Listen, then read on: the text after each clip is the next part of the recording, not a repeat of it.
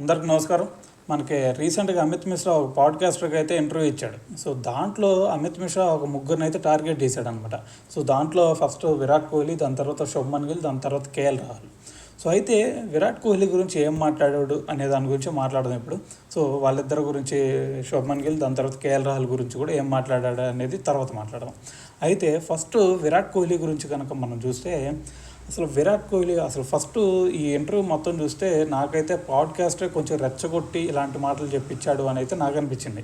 అసలు ఏమన్నాడు అనే దాని గురించి మనం మాట్లాడితే, ఫస్ట్ పాడ్కాస్ట్ అడిగిన క్వశ్చన్ ఏంటంటే, విరాట్ కోహ్లీకి మనకి ఇండియా టీంలో కంటే అవుట్ సైడ్ ఓవర్సీస్లో ప్లేయర్సే ఎక్కువ ఫ్రెండ్స్ ఉన్నారు. సో మనకి ఏబీ డివిలియర్స్, లేదంటే మ్యాక్స్వెల్, ఇలాంటి ప్లేయర్స్. మరి మన ఇండియా టీంలో అంత మంచి ఫ్రెండ్స్ అయితే ఎందుకు లేరు అని చెప్పేసి ఒక క్వశ్చన్ అడిగాడు. దాని తర్వాత మనకి రోహిత్ శర్మకి, ఎంఎస్ ధోనికి, రాహుల్ ద్రావిడ్కి, సచిన్ టెండూల్కర్కి, ఇలాంటి వాళ్ళకి ఒక మంచి రెస్పెక్ట్ ఉంది. కానీ విరాట్ కోహ్లీకి అలాంటి రెస్పెక్ట్ ఎందుకు లేదు అని చెప్పేసి ఇలాంటి 2 క్వశ్చన్లు అడిగాడు అనమాట. సో ఈ రెండిటికి ఒకే విధంగా ఆన్సర్ చెప్పాడు. సో అదేంటంటే, విరాట్ కోహ్లీకి యాటిట్యూడ్ ఎక్కువ, దాని తర్వాత తన బిహేవియర్ బాగోదు, దాని తర్వాత కొంచెం అగ్రెసివ్గా ఉంటాడని చెప్పేసి సో ఇలాంటి వ్యాఖ్యలు అయితే చేశాడు. సో అయితే ఇవి చేయటం అనేది చాలా మటుకు కరెక్ట్ కాదనేది నా ఫీలింగ్. అయితే దాని తర్వాత ఇంకో విషయం ఏంటంటే, విరాట్ కోహ్లీ ఫస్ట్లో ఒకలాగా ఉండేవాడు, ఇప్పుడు ఒకలాగా ఉన్నాడు. అంటే ఫస్ట్లో చీకు అంటే కొంచెం ఫ్రెండ్లీగా ఉండేవాడు అనమాట. సో దాని తర్వాత తన కెప్టెన్సీ వచ్చిన తర్వాత ఒకలాగా చేంజ్ అయ్యాడు, దాని తర్వాత ఇప్పుడు ఇంకోలాగా చేంజ్ అయ్యాడు. సో అప్పుడు ఎలా ఉన్నాడు, ఇప్పుడు అలా లేడు అని చెప్పేసి ఇలాంటి వ్యాఖ్యలు చేశాడు. దాని తర్వాత రోహిత్ శర్మ చూసుకున్నట్టయితే ఫస్ట్లో ఎలా ఉన్నాడు, ఇప్పుడు అలానే ఉన్నాడు. సో నేను ఫస్ట్లో అతనితో కొంచెం క్లోజ్గా ఉండేవాడిని, ఫ్రెండ్లీగా ఉండేవాడిని, ఇప్పుడు కూడా అదే రోహిత్ శర్మ అంతే ఫ్రెండ్లీగా ఉంటాడు. సో అంతే జోకులు కూడా వేయగలను తన మీద అని చెప్పేసి ఇలాంటి వ్యాఖ్యలు చేశాడు అనమాట. సో అయితే మరి విరాట్ కోహ్లీని ఇంత టార్గెట్ చేయడానికి అసలు రీజన్ ఏంటి అంటే, ఫస్ట్ మనకి పాడ్కాస్టే కొంచెం తనని, అమిత్ మిశ్రాని ఇట్లా రెచ్చగొట్టి చెప్పించినట్టయితే నాకు అనిపించింది. సరే, అయితే అదేమన్నా సరే, మరి అమిత్ మిశ్రా చెప్పాడు కాబట్టి దాని వెనకమాల ఉన్న అంతరం ఏంటంటే, ఫస్ట్ అమిత్ మిశ్రా చూసుకున్నట్టయితే ఎంఎస్ ధోని కెప్టెన్సీలో చేశాడు. దాని తర్వాత ఎంఎస్ ధోని కెప్టెన్సీలో ప్లేయర్గా ఉన్నాడు, దాని తర్వాత విరాట్ కోహ్లీ కెప్టెన్సీలో ప్లేయర్గా ఉన్నాడు.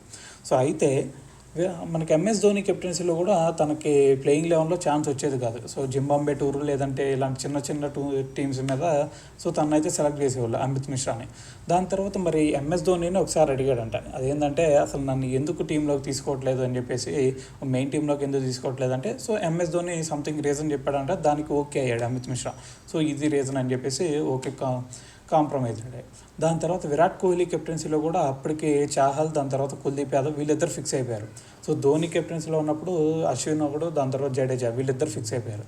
సో దీని తర్వాత చాహల్, మనకి కుల్దీప్ యాదవ్, వీళ్ళిద్దరూ ఫిక్స్ అయిపోయారు. మరి దీనికి అసలు అమిత్ మిశ్రా విరాట్ కోహ్లీ కెప్టెన్సీ ఉన్నప్పుడు నన్ను ఎందుకు తీసుకోవట్లేదు టీంలోకి అని అడిగితే దానికి సరైన రీజన్ అయితే చెప్పలేదంట. సో నేను సెలెక్టర్స్ని వీళ్ళకి కనుక్కొని నీకు మళ్ళీ ఇన్ఫామ్ చేస్తాను అని చెప్పేసి అలా చెప్పేసి మళ్ళీ దాని తర్వాత ఎటువంటి రిప్లై అయితే ఇవ్వలేదంట. సో దానికి సంబంధించి సో ఇలా చేశాడని చెప్పేసి అమిత్ మిశ్రా అయితే మాట్లాడటం జరుగుతుంది. సో ఇది దాని తర్వాత మళ్ళీ రోహిత్ శర్మ కెప్టెన్సీ చూసుకుంటే, రోహిత్ శర్మ కెప్టెన్సీలో ఎప్పుడూ ఆడింది లేదు, సో వచ్చింది కూడా లేదు. సో అయితే మరి ఇలాంటి ఈ యొక్క మిస్అండర్స్టాండింగ్ వల్ల వీళ్ళిద్దరికైతే కొంచెం రైవల్రీ అయితే ఉండేలాగా అయితే కనిపిస్తుంది. సో దాని తర్వాత మనం చూసుకుంటే ఎల్ఎస్జీ టీంలో లాస్ట్ టైం గౌతమ్ గంభీర్ మీద కూడా వీళ్ళిద్దరికి గొడవ అయింది, విరాట్ కోహ్లీకి, గౌతమ్ గంభీర్కి. అసలు ఈ గొడవ గురించి ఏంది అని అడిగితే, అసలు ఆ గొడవలో ఫస్ట్ గౌతమ్ గంభీర్ ఏమనలేదు, కానీ విరాట్ కోహ్లీ ఎల్ఎస్జీ వాళ్ళ స్టాఫ్ని, లేదంటే ఎల్ఎస్జీ వాళ్ళ క్రౌడ్ ఉంటారు కదా, వాళ్ళని ఉద్దేశించి కొంచెం మాట్లాడాడు. దాని తర్వాత నవీన్ ఉల్-హక్ గొడవ వచ్చేసరికి, సో నవీన్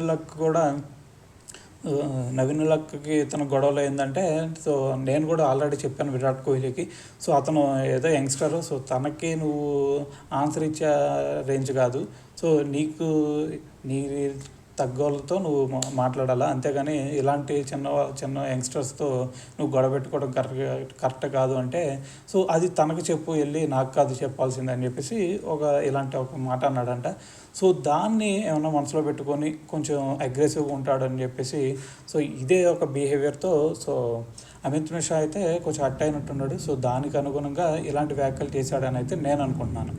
అయితే దాని తర్వాత మళ్ళీ శుభ్మన్ గిల్, దాని తర్వాత మనకి కేఎల్ రాహుల్, వీళ్ళిద్దరి గురించి కూడా శుభ్మన్ గిల్కి అయితే అసలు కెప్టెన్సీ చేయడమే రాదని చెప్పేసి ఇలాంటి ఒక స్టేట్మెంట్ ఇచ్చాడు.